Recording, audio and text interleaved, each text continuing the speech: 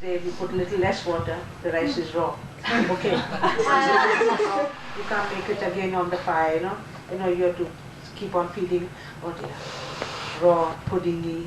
With great difficulty we got the right proportion of water, how to do it, and we learned it the hard way. So in the end, Manu has become a good cook because she must have, mother always taught them cooking, but she was a good cook, and I learned finally to cook, and Baba gave us many opportunities to cook for him, for everybody. He would taste our food also, and Meera would cook for Baba all around the blue bus tour.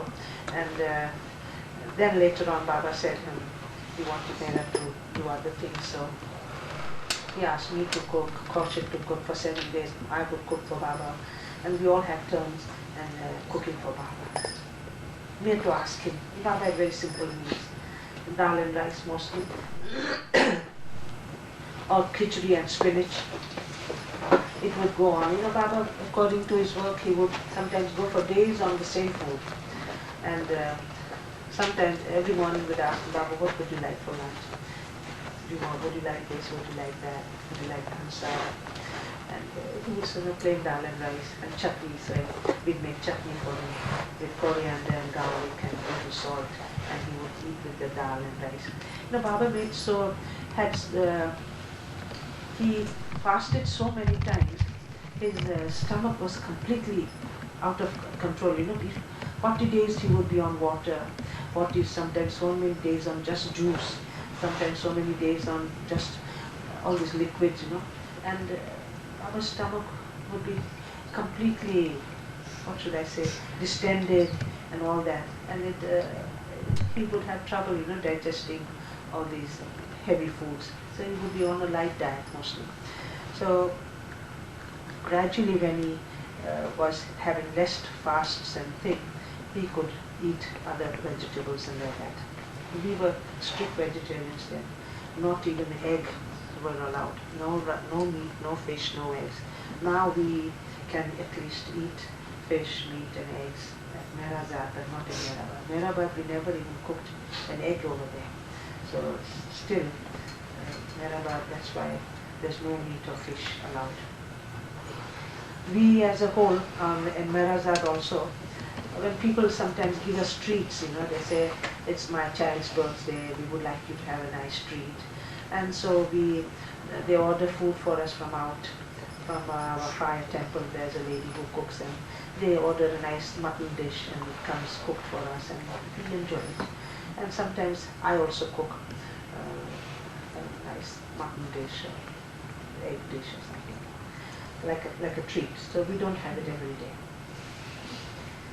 So then we start our cooking over there, and we gradually became good cooks, and everybody was satisfied with our food. Then we move on. One day we come to Banaras, and while it was very cold in Banaras, and we carried all our utensils and pails and pots and pans and brooms and everything on the bus, So as soon as we get down, Baba would say, we'd pick serve food. So one day Baba said we will travel early tomorrow morning because we wanted to avoid the sun, the heat, and the roads were so dusty, so hot on the way. And Baba said, we get up early tomorrow and we travel early. I got up in the morning at 2 and I cooked the dal. So I said we need it for lunch on the way, and we packed it up and we started in the bus. And on the bus, there were no good highways then, like we have now, tarred and all these mud roads. And it was raining mud, on us in the bus. The dust and the mud, all the earth, the dust was just falling like rain. We'd get down from the bus looking like, as if you come out from a flour mill. Eyebrows white, lashes white, and all covered with dust, So I'd tell Mani, I said, Mani, you look so funny. She'd say, have you seen yourself? He said, Katie, do you know what you look like? Yeah, do I look the same? I said,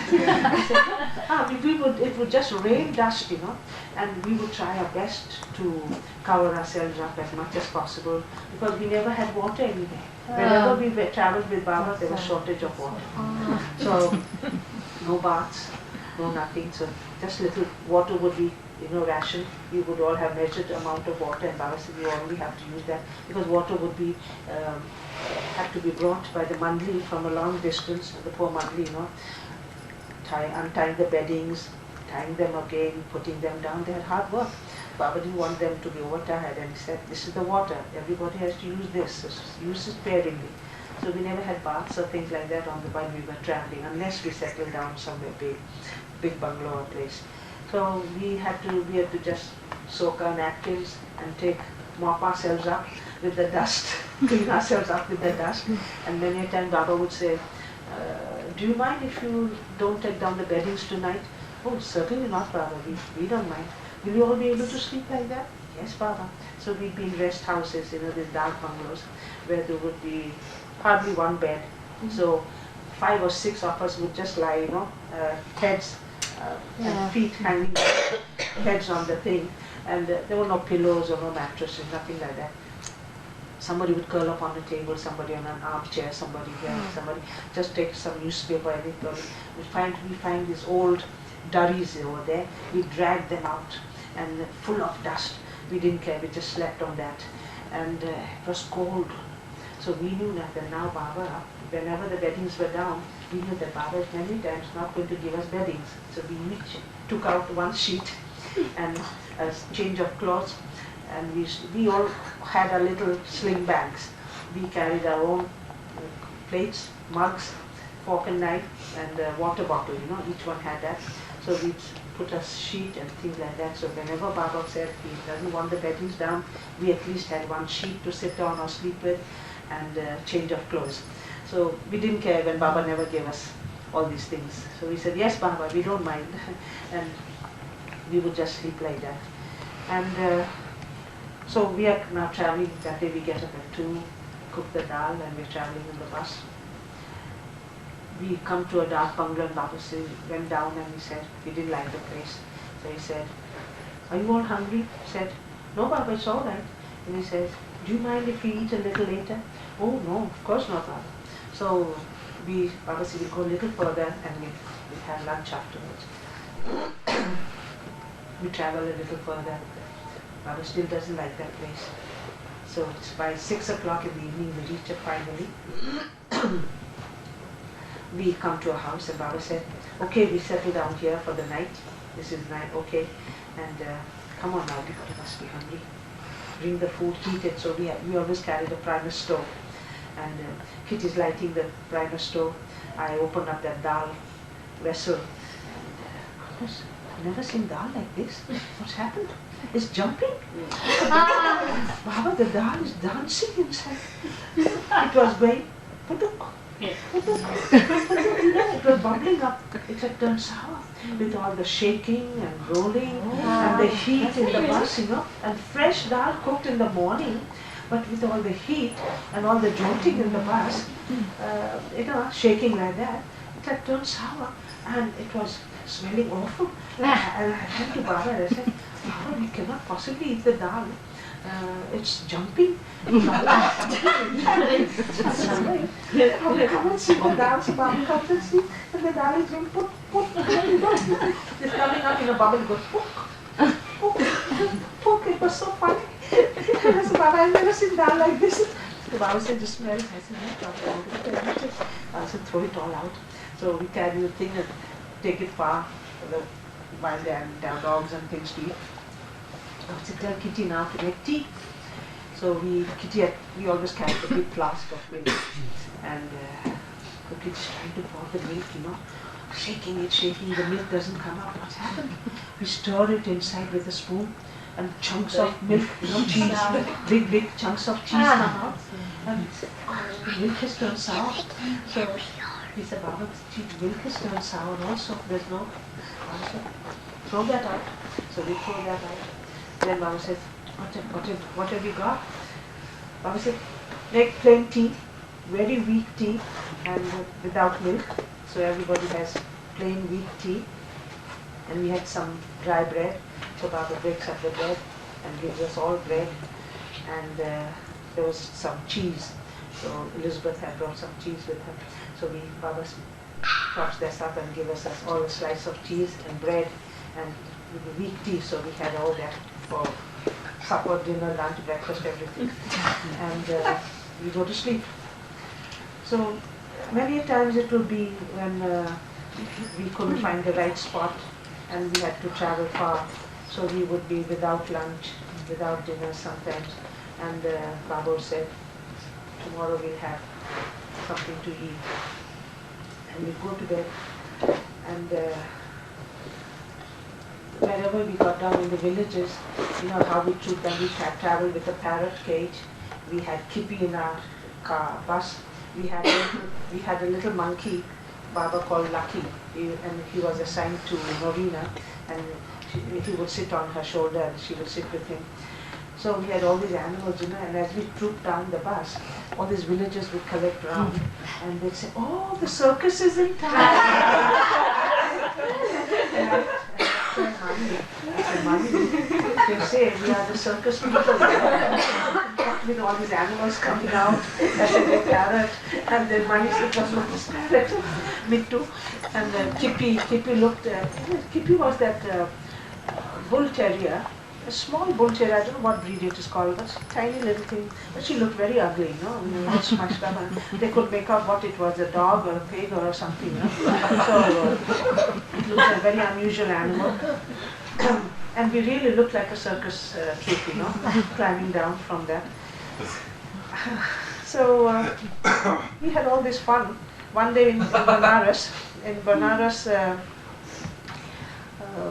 was very cold there, and Baba said, "Now have you got something for lunch?" And we used to carry potatoes and vegetables and things like that. So there was no vessel then. That was on the first trip before we started taking our own vessels. I remember there was nothing to cook, so we emptied the water goblets, you know, those big chatties, what you call that, earthenware, which were filled with water. So we emptied one of those and we started a wood fire, brought in the bricks and put that thing with water in it. And we had all these leftovers, little rice, little dal, potatoes, some vegetables, some crispy onions and ginger and garlic. We put everything in that, you know, and said that's the best way. It was so cold to make enough for all, like a soup. So we tried to boil that. Now, that container is only meant for holding water, not to boil on the fireplace. So it started sizzling. And then we heard a big pot and it cracked from the bottom and all our soup is going down in the fire. Oh dear, what to do? We won't have anything. The fire is going up, the soup is burning away. Run, what shall we do? So we bring a pail, which we had for baths and things. So we bring that pail and we, now it's so hot, how to lift this thing? We take mugs and quickly dish out everything as much as possible from them. And when it's a little less, we hold it, you know, 2-3 times and empty the whole thing in the pail, and we put the pail on the fire now. And it starts boiling, and when it's cooked, we all have that. And Norina would say, "Oh my God, this is good, this soupy soup is nice." Yeah. And they would call it, all the food, different kinds of names. It's Indus River, which is the longest and the broadest river in India. And we have to cross and go on the other side. There's no bridge. Where we come, it's raining, it's 6 o'clock in the evening about, and it's getting dark, and we come to the bridge, and what we see is a pontoon bridge. They put up all these boats and there were planks on it. The whole river length was made of this pontoon bridge. Now Baba wants to go to the other end, and there's a watchman who minding the bridge here, you know. He sees this huge bus and he says, "I refuse to let you go over this bridge." He said, "You will all drown and you'll be dead." and I'm not responsible for it. I'm not going to allow you. Baba pays no heed to that man. He speaks to Everett and he says, you listen to me, Baba says to Everett. Baba was in the small touring car with Elizabeth. Elizabeth, Baba, Meera, Manu, I think Nadia, Kaushik were with Baba in that small car. So Baba tells Everett that I will go first on this bridge, and when I reach the other side, I will get down, and when I wave out to you, when I signal, then you take the bus and come. Baba said, don't listen to him, that man is ranting away. I will not allow you to go. You'll break my whole bridge. You will drown. You will all sink. You will die. And what will I tell my people? They will all shout at me. My job will be lost. And he was just going on. And Eric is sitting. So I thought, I'm hearing all these things and I'm thinking, my God, we are going over that bridge. And that river was in full spate, it's like waves over there, and the bridge is bobbing up and down, dancing like that. And I say to myself, oh Baba, how are we going over that bridge? My God, how will we cross it? And I'm looking out, from the window like that, and I see that Baba is already in the bus. And Eric or somebody suggests, should we all get down and make the bus a little lighter to cross? Baba said, nobody gets down, everybody sits in the bus. So that's one more. Oh, we can't even walk. So we have to sit down there, and then Baba's car starts moving. And Eric is in the bus also. And Baba's car goes on the first boat, and the car goes in and like that. And I said, my God, Baba's car, little car does this. What will happen when the bus goes on? So the car goes, I see the car on the bridge, going like this, and Baba reaches the other side. And now it's our turn. Baba gets down, we see Baba standing in the rain with the umbrella over his head, and he signals like this to Eric. And we just, what we did? We never prayed to Baba as we prayed in we all started with Baba's aarti, and I think nobody ever did that aarti so wholeheartedly as we did that evening. We just, as Baba signaled, and as Era started the bus, we let out this big, one voice, Baba's aarti. We are singing at the full of all our hearts and mind, Baba. And we see this bus, and it goes in. First we feel it, we go like that. Hare Baba. And we are going, we feel the bus going there. And every time the bus leaves, the last wheels leave that bridge, we blow off that whole plank, broken in two pieces. We broke the whole bridge across, and we landed. We got on the other side. But I tell you, that was an experience. And Baba is standing there all along. He doesn't move. He just keeps an eye on the bus, and the bus comes over. I think Baba says, I've not come to perform miracles. I tell you, we saw Baba doing so many miracles in our daily lives. And that was a miracle in itself. No bus could ever get across that bridge, I tell you. It would have been absolutely, and the river quite deep, would have sunk and everybody finished. But Baba just stood there and brought that bus along. Well, you had faith too. All of us, you believe in. Des fois, mon anglais, pas bon, je disais, mais ils ont tellement cru. You trust Babas. If you were scared, you trust him. Oh, we knew Baba's taking us, finished, we're in Baba's hands. He can do what he likes. We drown or we sink or we die, but we go. Yeah. We take Baba's name on our lips and we die like that, it's okay. So we sing Baba's aarti, and we sang as we never sang in our lives. And we reached there, oh Baba, we say, oh God, so these are all the episodes on our blue bus, and I will now try to, it's 1:30, but I will now, if I go in all the details, but now I will go back. You can't tell a whole life in 2 hours. I will tell you now, see, every time we travel, our headquarters would be Mehrabad, so we come back to Mehrabad after 4 months of traveling in India. We traveled with Baba from north to south, east to west, and went right up to Sri Lanka also.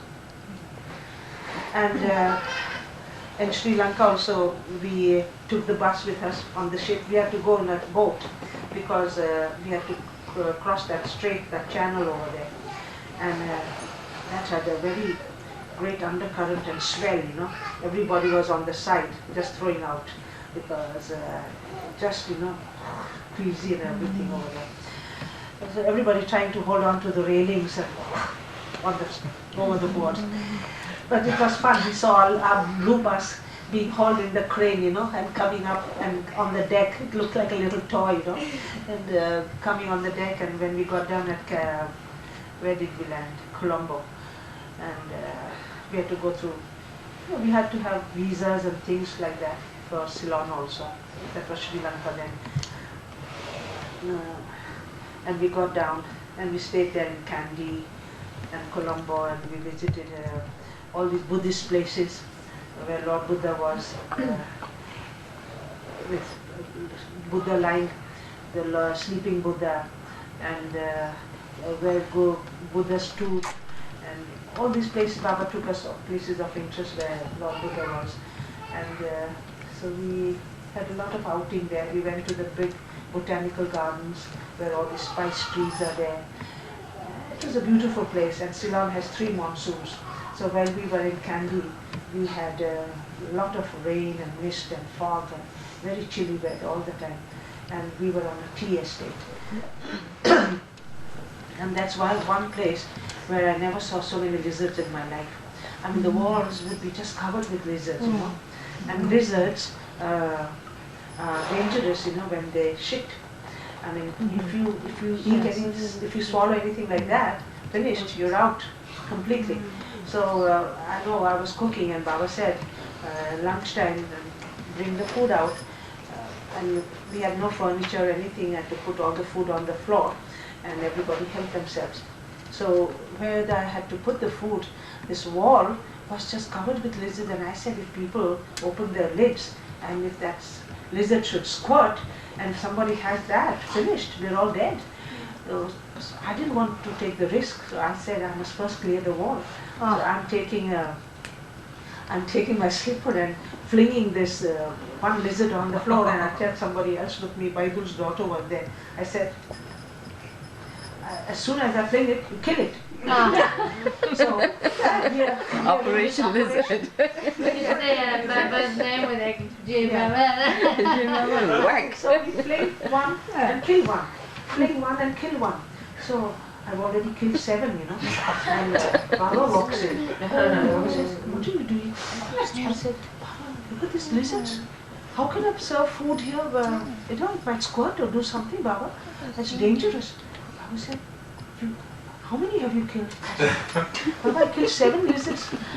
7 lizards you killed? He said, no more lizard killing for me. And Baba had given us orders in Mehrabad while we were there to kill scorpions, lizards, snakes, take his name and kill them. So we of course took Baba's name and killed them. And so I didn't understand. I said, Baba had asked us to kill lizards, and here I'm killing the lizard. Baba now said, you killed 7 lizards? No more, he says. You don't kill any lizards. So I'm stuck. I never can kill any lizards now. Even if lizards walk into my room, I have to see them and just smile at them. And if I can catch them, but they're such slimy things, you know, they jump at you.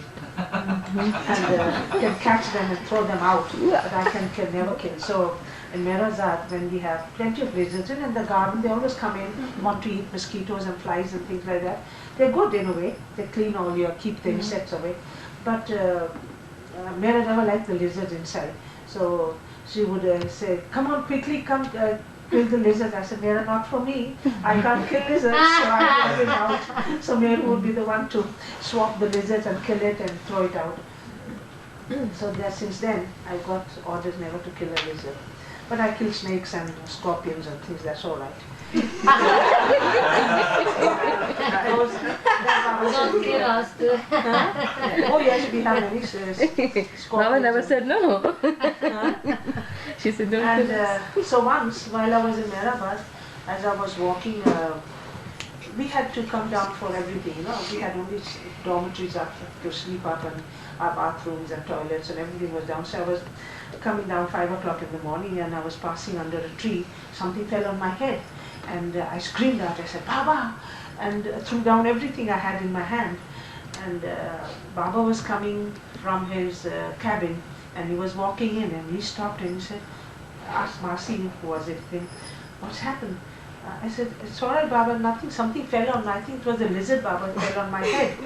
And it fell on my head and walked all my body. And Baba said, I said, "Yes, Baba, it was a big lizard, it fell on my head." And I didn't know what it was, so I screamed and it ran down my body.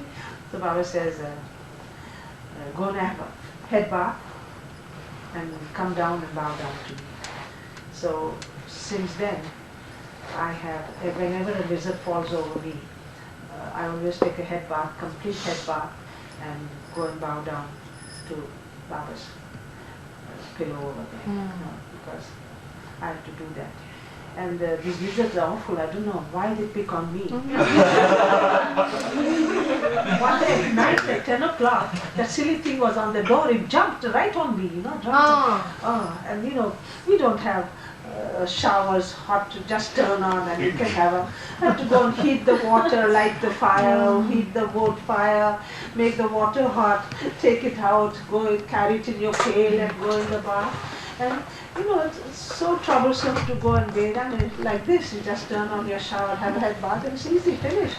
But that is so troublesome, you know, you have to go far behind, open the kitchen, light the fire, make the hot water, and then bathe all from the head, and wash all your clothes and things, then bow down to Baba. So I just see lizards and I shy away from them. I say, no lizards, please, no. So I don't try to catch them or do anything now. So these are little orders Baba had given us, which we have to remember. And these little things which he has given us to remember him often and to think of him. And I have orders now not to eat rice, potatoes and butter. Now that came about because of this accident. I would have this constant backache. And I was in Guru Prasad and my Baba said, I was one day doing something like that, and Baba said, "What's wrong?" I said, "Nothing, Baba, it's just back hurts." He says, Why does your back hurt constantly?" So I told him, "I don't know, Baba, it's paining all the time." So Baba said, "Go for a checkup." He sent me to a doctor, and there was an American lady doctor there in Pune. So she took my x-rays and examined me, and then she said, well, everything, gave me the line of treatment, and then she said, if you can knock off a few pounds. I was 20 pounds lighter than this, but she said then, if you can knock off a few pounds, it will help your back, you know. And when I reached home, Baba wants to know all the details, what did she say, and what treatment she gave me, and what did she say. Baba, she took my x-ray, she did this, she did that, and she told me to take this treatment, and I was to do this. And then she said, if I can knock off a few pounds, it will help my back. I said, good. No rice, no butter, and no potatoes. So I said, yes, Baba. So I don't have to eat rice, potatoes, and that. Baba said, you will reduce, you know, fast, and your back will be better. Ever since I stopped, I put on more weight. And how is your back? one day when I was, we were at Guru Prasad then also, and we were all sitting at the dining table, and Baba was there. And you know, Baba lovers from Pune would like to bring Baba some treat. I mean, we never have ham sandwiches or chicken sandwiches, or it's like a nice treat. So they would bring the little boxes of sandwiches for Baba, and the bringing monthly and the non-monthly. And so we were all sitting down at that table, and Baba was also having tea and sandwiches with us, and everybody was eating. I was just having my tea, so Baba looks at me and said, why aren't you eating? I said, Baba, I can't eat the sandwiches. He said, why? I said, Baba, there's butter in it, so you told me not to eat butter. Oh, Baba, he says, when you're with me and the monthly and all of us together, then you eat everything. When you're away from me, from the monthly, And if you're on your own in Bombay, Pune, everywhere, then you stop everything. Oh, fine. So then I can still eat when I'm with the Mangli at Merazar. I have the option of eating rice, potatoes and butter, but I avoid it as far as possible. I don't eat it. So that's how I got my orders, you know. And so ever since I'm out, I haven't touched these three things. Somebody was saying I should eat a little tiny bit. I said, no, not even 1 grain. 1 grain means rice, that's Baba's orders.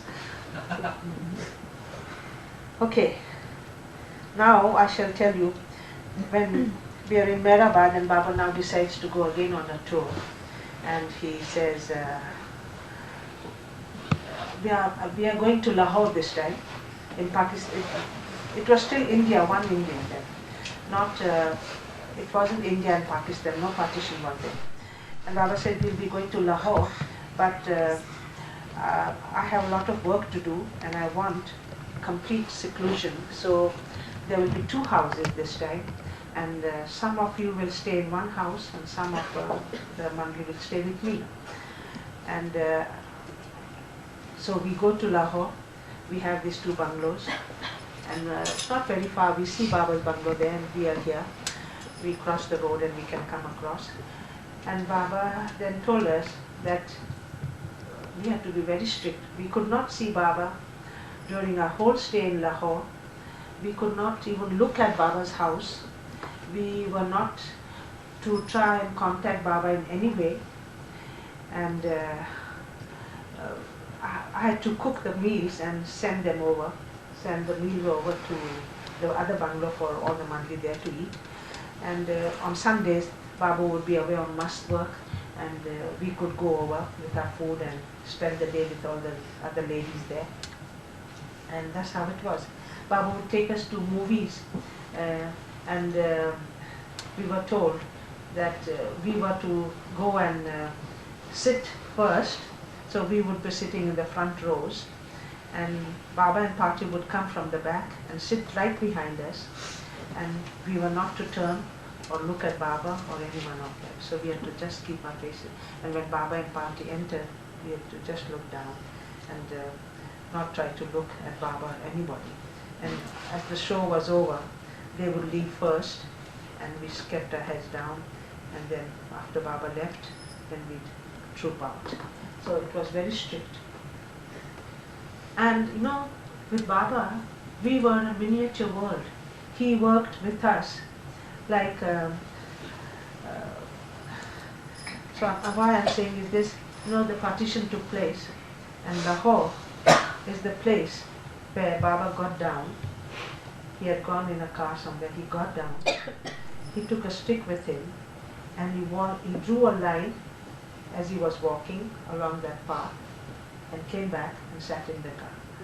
And this is the place where the borderline between India and Pakistan is now, today. So that time, this is what Eras told us, that Baba walked and drew a line with a stick. And that's the same place where the India-Pakistan border is today, between Amritsar and Lahore. Like that. So Baba had a lot of work to do. That's where our partition started. You see, we were divided from Baba in the 2 houses. We couldn't look across, we couldn't see Baba.